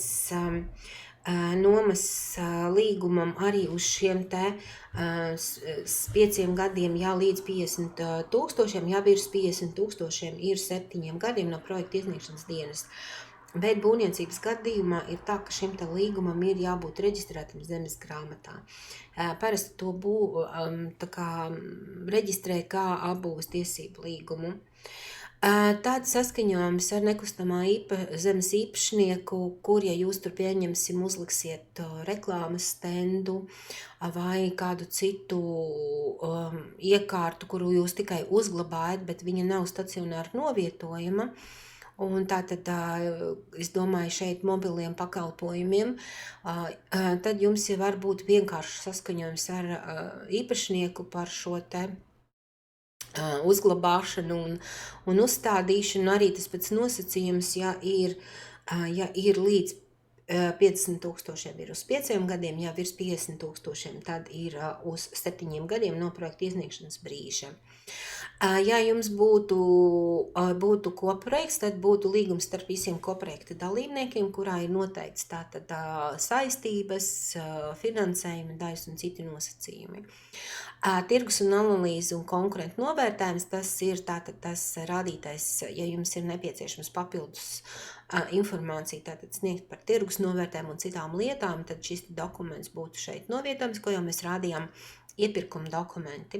Runājot par iepirkuma dokumentiem, tie ir cenu salīdzināšanas dokumenti. Un tātad cenu salīdzināšanas pamatdokumenti, tieši pats piedāvājums būs jums jāliek pie iepirkuma cenu salīdzināšanas, par to es mazliet vairāk pastāstīšu. Bet šeit jūs liktu tehnisko specifikāciju, jūs liktu, piemēram, līdz 2000 iegādes, tātad ar summa līdz 2000 jūs brīvā formā, tātad šos te piedāvājumu izpētat vai internetā, vai kā jūs noskaidrojat šo te cenu, tas ir izmaksām līdz 2000 bez PVN. Šeit liektu visu citu informāciju, kas ir saistīta ar jūsu cenu aptāju, ko jūs nenovietojat šeit pie sadaļā pie cenu salīdzināšanas. Tātad pašnovērtējuma veidlapa ir obligātā veidlapa, tātad pašnovērtējuma veidlapa ir pieejama pie katras rīcības. Tātad redz, kur šeit ir pašnovērtējuma veidlapa UD1 un UD2, tātad arī šeit, šeit pieliekam un viņu aizpildam, kā tad šeit es parādīšu UD2 šo veidlapu, tad šeit norādīsiet projekta iesniedzējs, projekta nosaukums, šeit jūs izvēlēsieties no izvēles jā, tātad saliksiet šeit jā. Šeit visur ir jābūt, līdz ko jūs neatbilstat kādam no šiem kritērijiem, jūsu projekts var tikt norādīts. Un šeit ir mazs īsts apraksts par to, kā jūs, ko jūs tur pamatosiet šo te, vai jūs atbilstat kā iesniedzējs, vai mērķis atbilst, un tad šeit jūs izvēlēsieties, vai jums ir visi dokumenti iesniegts, novērtēsiet, vai jūs tad novērtēsiet savu, kā jūs esat aprakstījuši projektu mērķi un projektu auditoriju, un pamatosiet īsi un konkrēti. Uzreiz brīdina to, ka pašnovērtējumā iekļautā informācija netiek uzskatīta par projektu informāciju, jo tas ir jūsu pašu novērtējums. Jūs paši sevi novērtējat, kā jūs esat izstrādājuši projektu. Ja mēs viņu skatāmies, vai viņš ir aizpildīts, vai viņš ir korekti aizpildīts, mēs viņu vērtējam arī kā pie dokumentiem, bet šeit ir nepārkopējām informācija no projekta pieteikuma, bet īsi konkrēti pasakam atbilst, neatbilst, kā atbilst, jo jūs tā kā sevi vērtējat. Un tātad šeit jūs redzat visus vērtēšanas kritērijus, pēc kuriem arī vērtē vērtētāji un sagradē.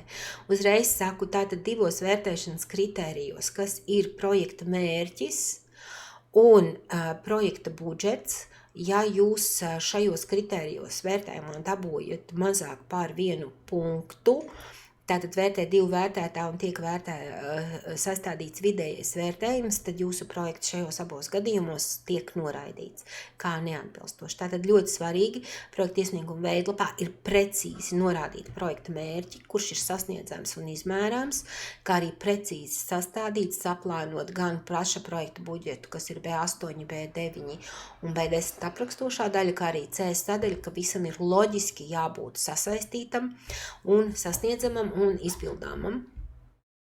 Ja jūs ņemat kredītu vai līzingu, ja jums ir 100 000, bet tas uz jums neattieksies, jo šie ir būtībā jūs esat mazie projektiņi, diez vai jums būs šāds. Izglītība apliecinošs dokuments, tas ir tam jaunajam lauksaimniekam, lai pierādītu, ka jums ir šī te lauksaimniskā izglītība, un jūs atbilstat šiem te, tā kā jums ir vai nu bijuši tātad ir iegūta augstākā vai vidējā profesionālā lauksaimniecības izglītībā, apgūstot tātad arī šie te 160 stundu apguves seminārā, tad iziet šis te kurs, kas apliecina tieši tajā gadījumā, ja jums ir šis te īpašais nosacījums par jauno lauksaimnieku, tātad jābūt arī izglītības apliecinošam dokumentam. Tātad, ja jūs liekat, uzstādat kādu šo te tādu šo te, ražošanas, pieņemsim, saules paneļus, tad jums ir jābūt elektroenerģijas patēriņa pamatojums un tā kā jauda, ko tad jūs gribat saražot priekš savas pašizmaksas, tātad pašu ražošanas uzstādīt. Tātad, ja jūs projektu iesniedz kāds cits, ne jūs pats kā uzņēmuma īpašnieks vai pašnodarbinātais, un deleģējuši projektu izstrādāt tātad citam projektu izstrādātājam vai savam darbiniekam, tad jums šeit ir jāpievieno deklarācija. Arī šeit uzspiežot šeit jūs aizvedīs pie tātad pie veidlapas, jūs viņu aizpildat un tātad lejuplādējat šajā te vietā. Ja jūs liekat energo audita, jūs ēkai taisat energoefektivitātes pasākumus, tad jums ir jābūt gan energo auditam, gan energoefektivitātes paaugstināšanas atzinumam. Citi dokumenti šeit jūs liekat visus dokumentus, kas saistīti ar jūsu projektu, ar projektu jomu. Pie citiem dokumentiem tātad šeit ietu, ja jums būtu tātad šīs te paaugstinātās intensitātes pamatojuma veidlapa, šeit ietu arī šis te dokuments tātad par jūsu deklarēto dzīves vietu, ja gadījumā jūs attīstat mobilo pakalpojumu, tātad jebkurā gadījumā tam ir jābūt ir izdrukai no latvija.gov.lv un jāpievieno šajā vietā, un kā arī citi dokumenti, kas ir nepieciešami jūsuprāt, lai pamatot savu projektu ideju.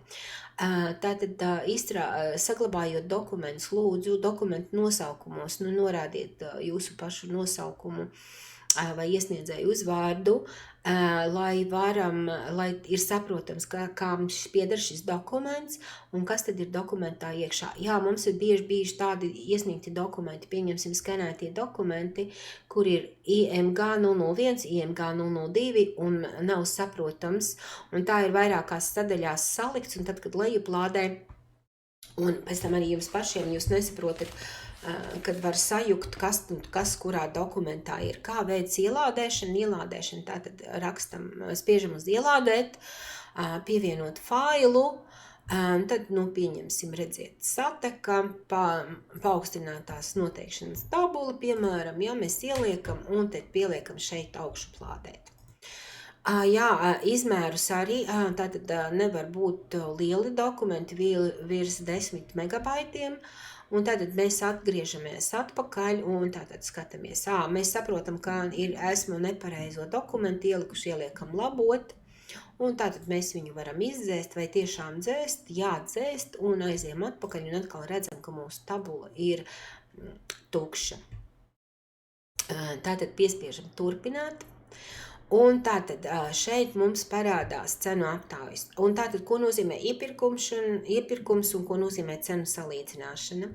Iepirkums nozīmē to, ka ja ir sasniegts virs 70 000 pamatlīdzekļu iegādē vai virs 70 000 būvniecības gadījumā, tad to Ministrijas kabineta noteikumi nosaka, ka tas ir jāveic caur iepirkuma uzraudzības biroju. Tas nozīmē, ka būs iepirkums.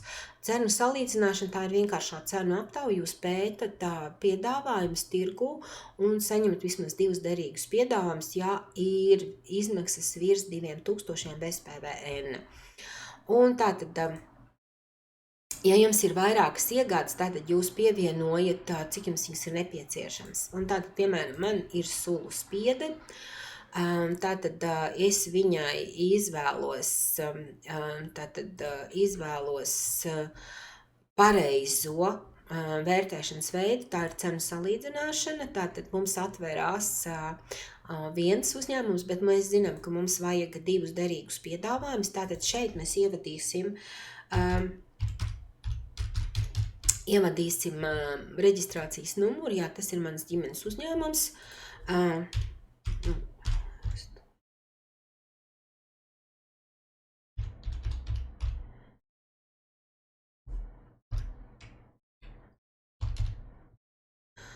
Piemēram, jā, tagad viņam vajadzētu, jā.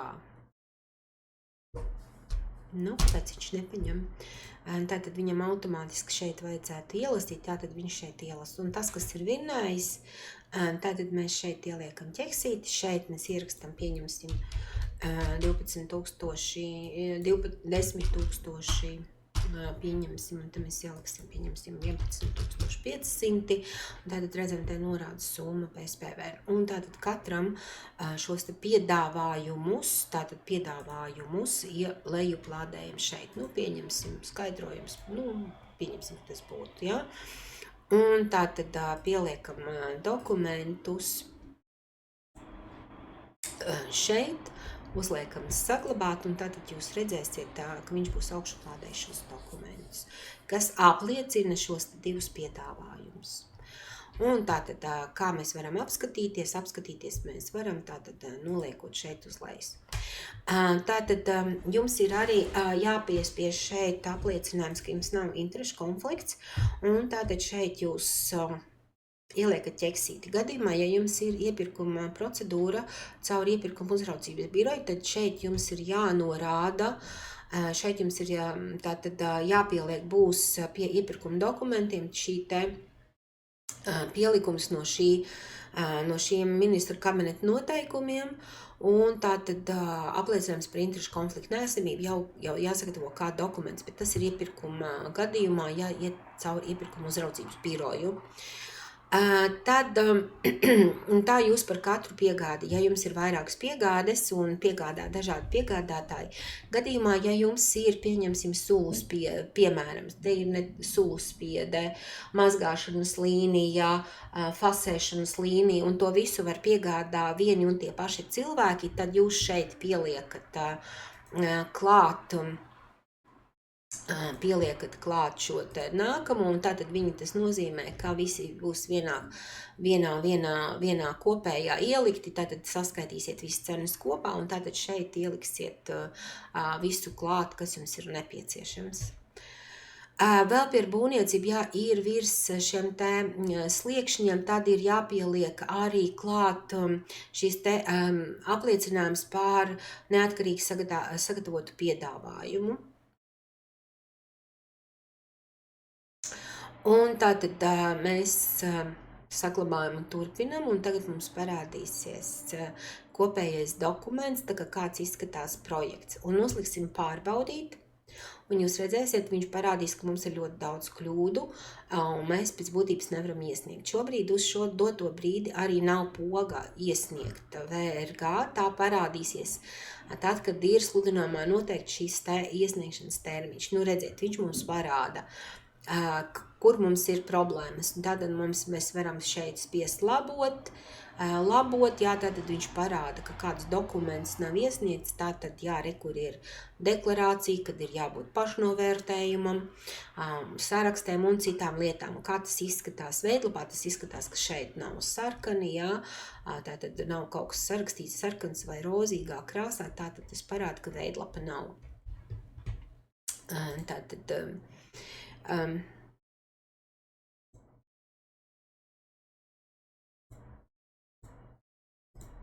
Tātad poga iesniegt nozīmē šeit, tātad redz, kur viņa būs šādā veidā, tad parādīsies tāds te atbalsta pretendenta deklarācija, šeit ieliksiet ķeksīt un būs iesniegt vērgā, un tad jums arī parādīsies projekta numurs pēc iesniegšanas, un tātad pēdējais cipars jūs redzēsiet, kurš tad jūs esat pēc kārtas konkrētajā kārtā un konkrētajā rīcībā iesniedzis. Tātad vēlreiz parādu, ka visa dokumentācija, kas ir nepieciešama par jums saistībā ar 6. kārtu, šobrīd ir uzreiz varot vaļā satakāla lāpā, atveras 6. kārta, jā, un tātad šeit ir arī dokumenti, kur jūs varat redzēt tātad sludinājumu, rīcības plānu, tātad tā kā nolikumus par vērtēšanu, tad šeit arī biežāk uzdotie jautājumi un šīs te rīcības. Un zem katras rīcības tātad jūs varat atrast gan par pretendentiem, finansējumu un citu informāciju. Kas tad ir? Jā, protams, mēs to regulāri arī papildināsim, pilnveidosim, jutīsim, kāda ir jautājuma vai kas mēs tātad šeit jūs varat atrast. Līdz ar to es šodienas savu informatīvos ierakstu beidzu. Ja jums ir jautājumi, tad jautājiet, rakstiet. Visa informācija tātad atrodama ir mūsu mājaslapā.